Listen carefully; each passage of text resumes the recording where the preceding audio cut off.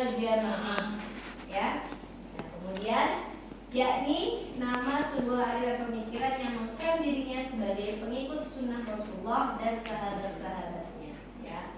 Jadi orang yang mengatakan dia sebagai golongan Sunni adalah dia orang yang mengikuti tradisi Nabi Muhammad SAW dan sahabat-sahabatnya.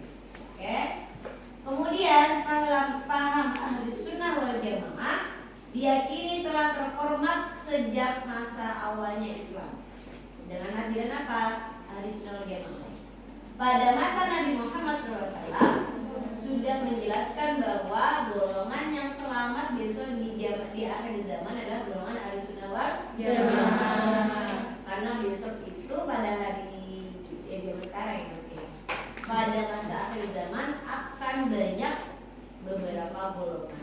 Mengatakan dalam hadis ada yang 70 golongan, ada yang 77 golongan. Kata 70 itu bukan bermakna 70 plek, enggak. Itu adalah merupakan majas yang artinya apa? Akan muncul banyak golongan. Sehingga kalau kita nanti mau rinci secara detail lebih dari 70 golongan.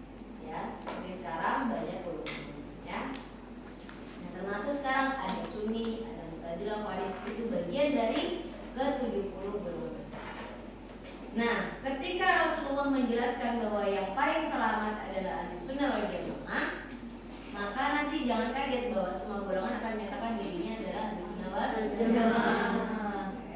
Tetapi di sini ketika Sunni menyatakan sebagai paham ahli sunnah wal jamaah dengan kriteria tadi bahwa tidak akan meninggalkan tradisi Nabi Muhammad SAW ditambah dengan tradisi para sahabat.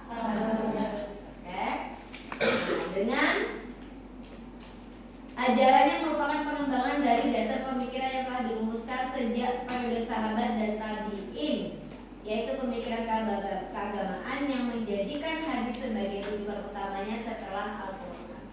Jadi kalau Sunni itu ajarannya, sumber utamanya dalam menetapkan hukum atau menetapkan penafsiran atau menetapkan ajaran akidah itu tidak akan meninggalkan Al-Quran dan hadis.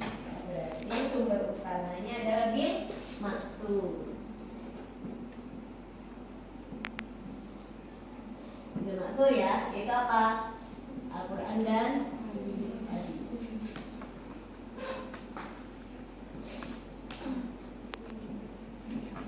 Oke.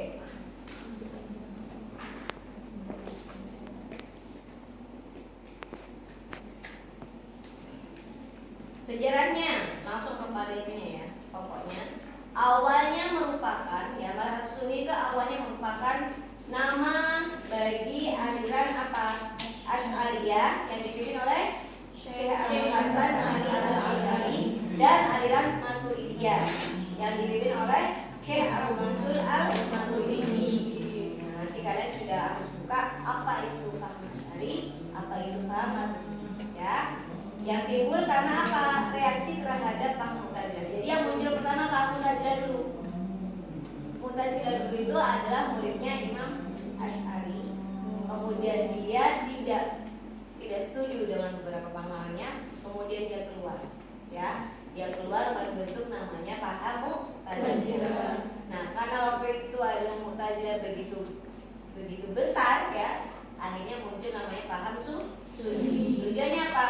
Agar kembali untuk tetap menggunakan Al-Quran dan hadis sebagai pegangan sebelum menggunakan Mu'tazilah apa? Kira khasnya sehingga harus kembali kepada Al-Quran dan hadis dulu baru boleh menggunakan akal. Itu yang digunakan oleh Sunni ya. Nah, kemudian nama ahli sunnah wal jamaah atau ahlul hadis. Nah, ahli sunnah wal jamaah bisa dinyatakan sebagai ahlul hadis, merupakan antitesis atau lawan dari paham Khawarij dan Mu'tazilah. Tadi sudah disebutkan ya. Kalau Khawarij itu takfiri itu apa? Mudah mengkafirkan. Ya, mudah mengkafirkan siapa saja yang selain golongan dia. Itu kan gak boleh. Ya, sedangkan ahli sunnah wal jamaah tidak seperti itu. Ketika dia masih mengakui Allah sebagai Tuhan, Nabi Muhammad sebagai Rasulullah, maka dia tetap Islam, ya, tetap mukmin. Yang mana orang paham Khawarij dan Mu'tazilah yang tidak mau menerima hadis sebagai sumber pokok ajaran agama Islam. Nanti kita akan belajar ya, ada nanti masuk di paham Mu'tazilah dan paham Khawarij itu akan digali. Apakah pahamnya? Ya. Nah ini ya, ingat kemarin ada yang WA saya, dia bingung. Nanti yang dibahas apa? Pertama nanti dia tadi definisi dari nama pahamnya, mazhabnya ya, mazhabnya. Gak usah masuk ke tafsir dulu. Mazhabnya apa ini? Saya Khawarij, berarti cari definisinya apa. Baru gitu sejarahnya apa? Sejarah itu maksudnya sejarah berdirinya mazhab tersebut.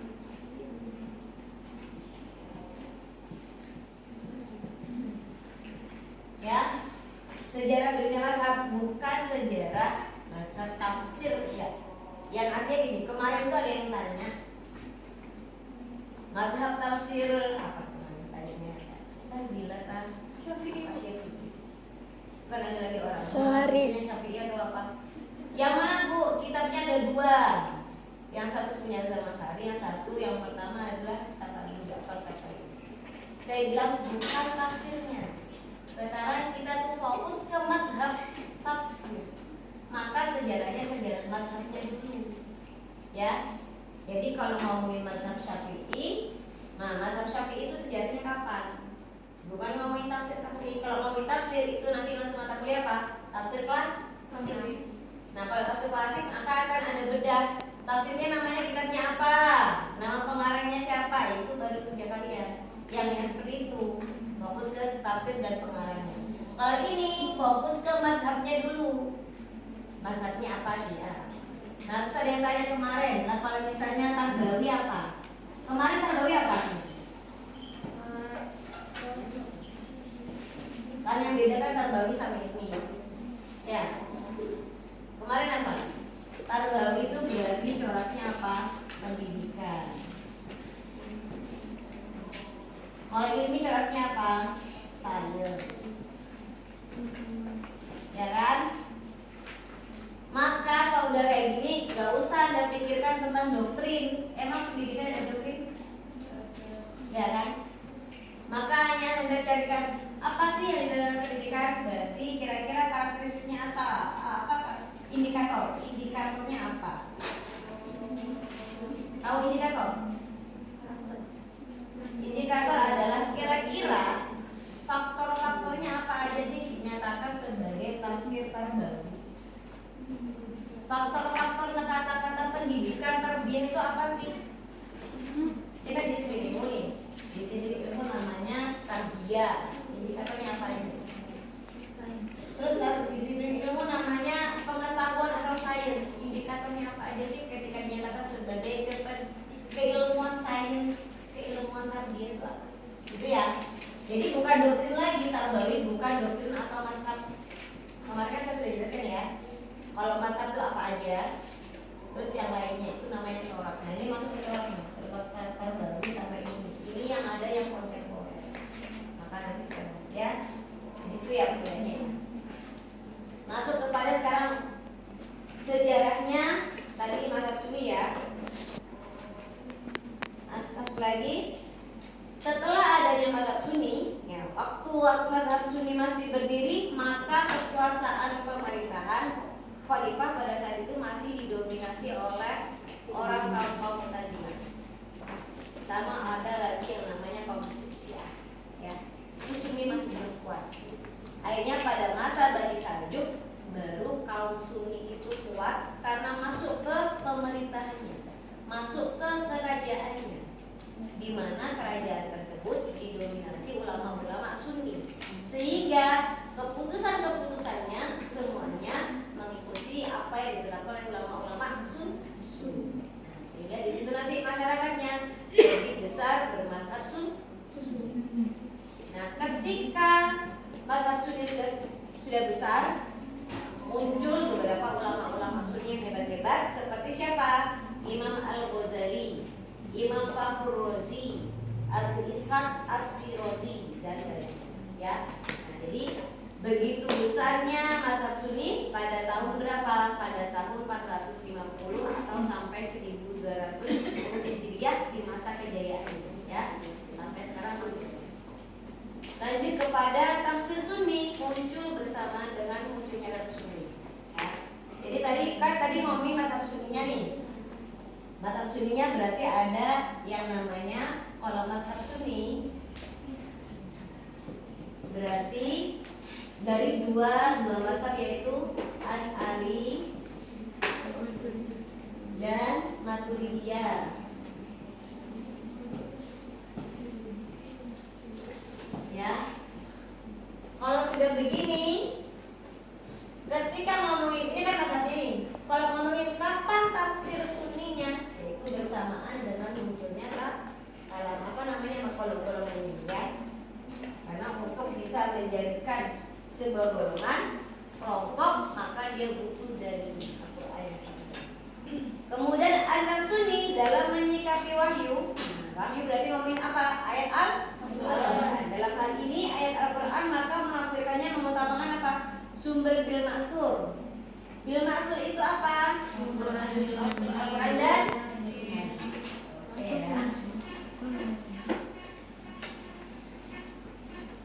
Setelah bil maksur baru kita apa lagi? Biroki. Berarti kalau Sunni ya. Tadi kan sudah ada dua tuh.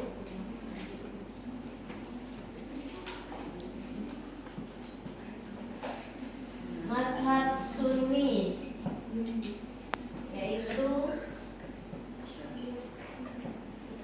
Asy'ariyah, Maturidiyah. Kalau Asy'ariyah itu hanya pada ayat bil ayat atau ayat dengan Al-Quran ketika menafsirkan dan hadis saja.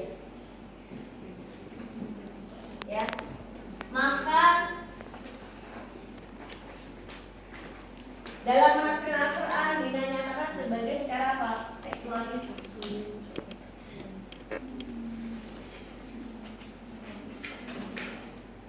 Ya.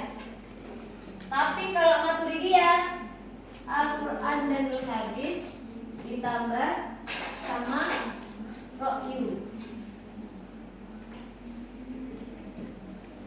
Maka nanti munculnya selain tekstualis dia akan ada namanya takwil. Takwil apa? Menjelaskan atau memindahkan. Ya, takwil itu lebih fokusnya adalah kalau tafsir kan menjelaskan. Kalau takwil atau mengganti pemahaman. Misalnya contohnya dia tuh. Nah, kalau takwil itu nanti jatuhnya di ayat-ayat yang mutasyabihat. Di mana ayat-ayat mutasyabihat itu apa? Udah dijelaskan di itu Al-Quran. Ayat-ayat yang masih samar-samar artinya. Contohnya kan yadullahi tangannya Allah. Tetapi akan ditakwil menjadi apa? Ada yang ulama menjelaskan apa? Kekuasaan Allah, kebesaran Allah. Ya. Nah kan artinya beda kan? Tangan menjadi kuasaan. Ya. Nah kalau ini berarti hanya ketika Maturidiyah maka dia juga menggunakan tak. Ini sumber yang akan digunakan. Ya. Nah ini yang digunakan Sunni. Ini kalau ngomongin apa Sunni secara akidah. Ini tentang ayat-ayat akidah, ya. Ayat-ayat akidah maka akan dijelaskan dengan paham Asy'ari dan Maturidiyah. Tapi kalau ayat-ayat fikih bersumber dengan menggunakan mazhab apa?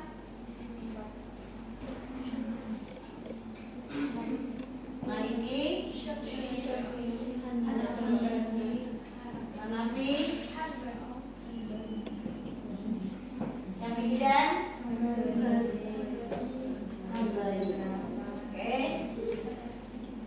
Jadi kalau nanti ngomongin ini kitab tafsir, misalnya kitab tafsir Al-Qurtubi, dia bermazhab Sunni. Ya.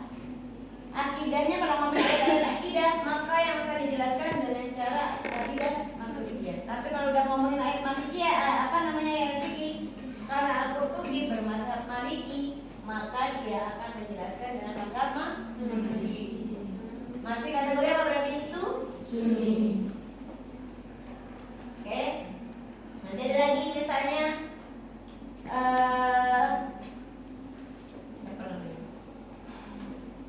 seperti Quraisy Shihab. Kalau ngomongin ayat akidah, dia akan ngomongin tentang Asy'ari wa Maturidiyah yang digunakan. Tetapi nanti ayat fikihnya apa? Biasa Syafi'i.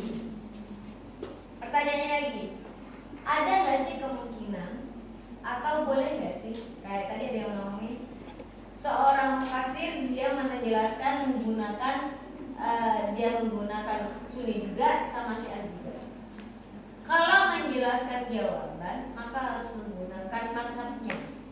Misalnya Sunni berarti Sunni saja. Tetapi itu kalau ngomongin akidah ya, akidah sama. Tetapi kalau misalnya menjawab tentang persoalan-persoalan sosial misalnya atau politik misalnya gini, kepemimpinan,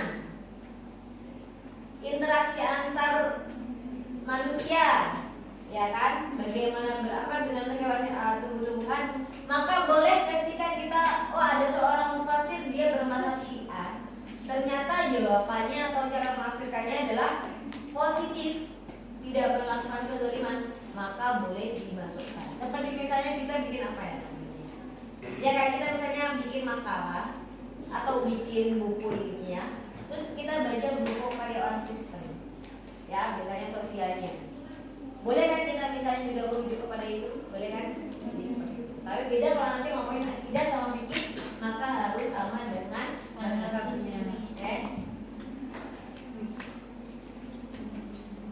Selanjutnya kita tafsir Sunni, contohnya apa? Tafsir Jami'ul Bayan fi Ta'wil Ayat Quran karya At-Tabari. Tafsirnya Ibnu Katsir. Tafsir Ibnu Mas'ud karya As-Suyuti ya. Kemudian tafsir keluar dan tadi pertanyaannya Israel kami di enggak ngantuk aja. apa itu? Nggak jadi, nggak ngantuk. Ada yang jawab? Ittijah salafi kalami dari. Ittijah salafi maksudnya apa? Merujuk kepada pendapat-pendapatnya ulama salaf. Pertama, tetap tidak akan menjaga Quran hadis ya. Kemudian ittijah salafi itu apa? Ya. Setelah ngomongin ini maka akan kembali kepada pendapatnya ulama-ulama salaf ya. Tapi ulama salaf yang mana? Yang Sunni. Ya. Dari pendapatnya sahabat, tabi'in, tabi'in, ya itu akan digunakan. Karena kembali tadi apa? Sunni itu mengikuti tradisi Nabi, sahabat dan tabi'in. Kemudian ittijah kalami berarti akan merujuk kepada ulama-ulama kalam. Ulama-ulama kalam itu apa? Berarti ulama-ulama akidah Syafi'i, Asy'ari dan Maturidiyah. Kemudian ittijah sufi. Ketika sufi, orang-orang Sunni juga akan membahas tentang dunia sufi atau tasawuf. Jadi kalau nanti akan membahas tentang ayat-ayat tasawuf atau permasalahan tasawuf, maka merujuk kepada ulama-ulama sufi, ya. Bisa dimengerti? Lagi pertanyaannya apa lagi? Yang belum jawab? Yang sudah tadi bertanya? Kenapa Mu'tazilah itu tidak menolak ajaran? Oh, menolak. Ya pastinya. Ya kan Mu'tazilah itu dia lebih mengedepankan akal. Sedangkan Sunni atau Asy'ariyah itu mengedepankan Al-Quran dan hadis. Baru kalau tidak bisa, kalau tidak ada jawabannya bukan yang terima ya. Kalau tidak ditemukan jawabannya, mencoba menggunakan akal dengan cara Maturidiyah. Sedangkan Mu'tazilah pure mengutamakan dulu A